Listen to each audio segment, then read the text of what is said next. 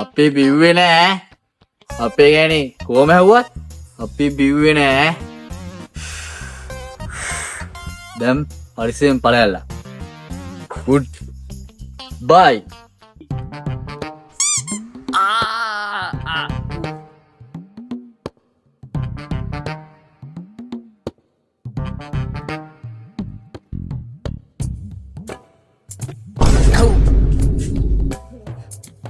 නෝනා මං ආවා.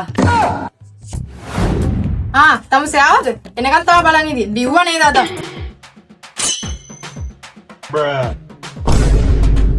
පිස්සුද? මම බිව්වේ නෑනේ අද. ඇත්ත කියනවා? බිව්වා නේද? ඕකනේ ඉතින්.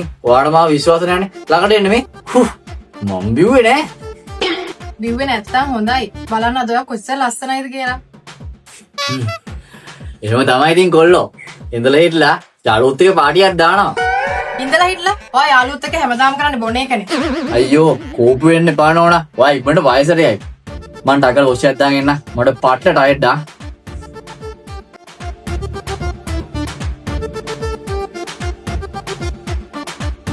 අම්මෝ ඇති යාන්තම් බේරුණා ගෑණිකි.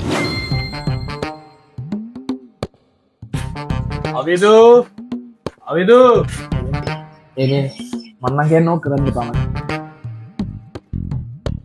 ඔයයි යන්න.